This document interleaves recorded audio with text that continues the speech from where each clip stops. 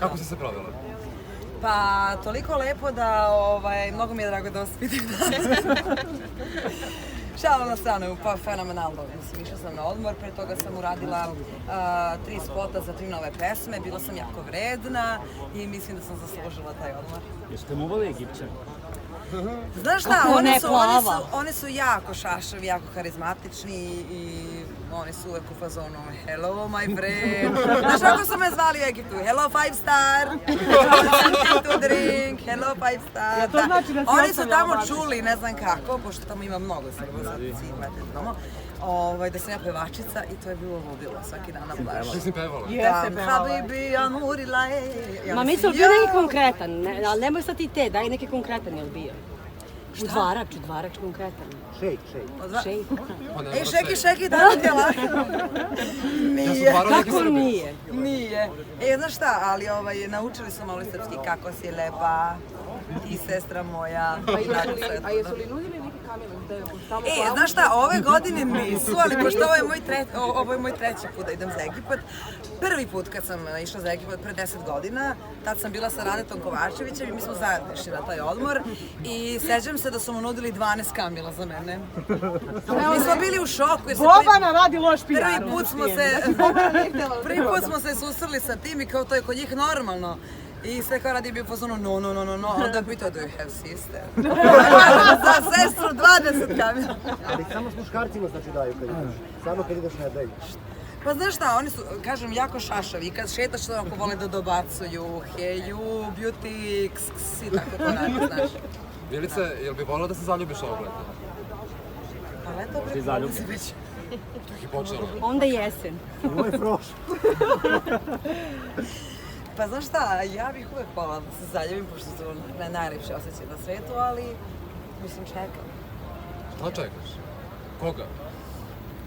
Kako me pitaš šta čekam, koga čekam? Pa čekam. Sad sve po spisku reci. Šta ti mora leži da na ima duši? muškarac Ne mogu da samo Rajko kad se pojavi, a to izađe iz mene. Dajte Rajko. Češća loknice u pozadini. Je li ovo stvarno najemotivnija pesma koju ste očeli? Dođi preko Neka je mene. ovo Što državna. si pobego tamo? Neće da se snima.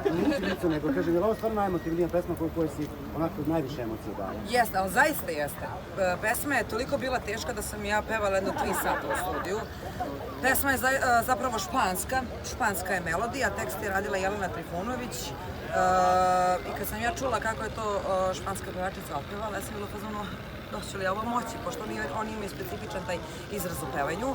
I onda sam se ja danima pre toga pripremala za izvođenje te pesme u studiju, tako što sam pokušavala da upadnem u neku depresiju da bi to izašlo iz mene, ali to je stvarno bilo tako. Ja se sjećam da sam ja u studiju ovako se grebala, imala sam neki duks na sebi da sam to... Meni su kapljice znoja lile, bukvalno. Da bi to ispalo ovako kako je ispalo. Istina da Vesna sledeći roman piše na osnovu tvoje životne ljubavne? Ne znam za to. Koja je moja ljubavna priča? Šta si pričala crna? Koja je moja ljubavna priča? Šta? Šta ovo ne pričaju? Čekaj, što je ovo ne nešto? Alhamdulillah. Milice, došla si na promociju zdravo, lepo si. Ćao, hvala. Koja nosi naziv Izgubila sam sebe. U kojim momentima si ti najviše izgubila sebe? Samo kad je ljubav u pitanju ili 3 puta? Pa nema tu najviše. Imaš kao... Znaš što si mislio tačno? Pa postoji. Pa da kod Bobana će te ubiti. Znaš šta, postojali su trenuci, naravno, mislim, život je takav upside down, ideš malo gore, ideš malo dole, nekad te neke životne situacije malo razočaraju, pa malo onako padneš, pa budeš u toj nekoj malo depresiji. Moja mama ne voli kad ja kažem, kad izgovorim tu reč. Kažemo sad da te udarim kakva depresija, ali naravno da postoji i takvi trenuci, ali ja se brzo dignem, ja sam pozitivna osoba uvek bila i prosto sam takva, tako da Rick i Morty jako mi se dopada tvoja majica. Da li se tvoja mama mešala u tvoje veze, Milice? Da li se tvoja mama mešala u tvoje veze, možda neki dan? Mešala kao zakačenje? Znači da. Ne, šalim se, ne, nikada, zaista nikada. Moji izbori su moji izbori. A kog je najviše volela? Koji je ovako bio blizak srcu? Znaš šta, pa svakog Znam tačno da hoćeš reći, ali ajde. Pa, ali stvarno je tako. Ajde, pa dobro reći. Stvarno je tako. I oni su Znaš nečija kako deca. ono kao majka uvek hoće najbolje za svoje dete, a šta je to najbolje za svoje dete, mislim, ko će to da Ne, ti si uvek zna. birala najbolje. Čekaj, sad kad se okreneš iza sebe. Pa svaka ljubav je najbolja u tom trenutku, jel tako? Ti se tad zaljubiš i tebi je sve lepo. Otkud to 3 pesme? Obično nekako su singlovi bili, šta te sad Kod mene sve naopako. U stvari.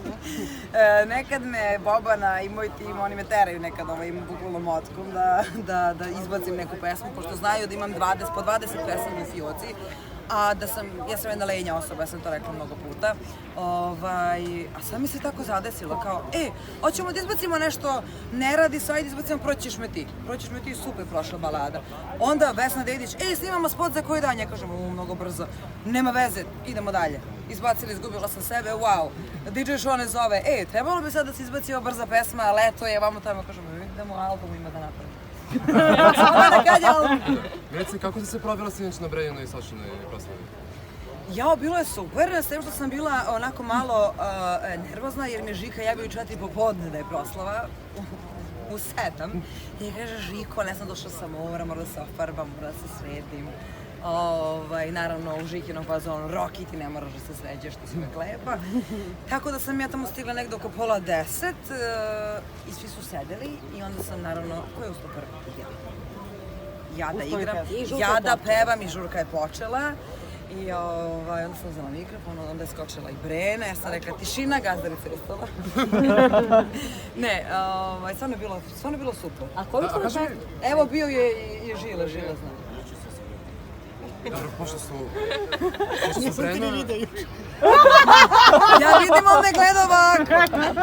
Dobro, pošto su Brena i Saša negde zasluženi za tvoj uspeh i za tvoj početak karijere, da li danas znaš da ih negde da pozoveš za neki savjet, za nešto? Brenu nikad nisam zvala, prosto mi smo stvorili takav odnos, naravno da je cenim i poštujem lako kad se vidimo, a Sašu uvek. Mogu da ga pozovem u bilo koje doba dana ili noći.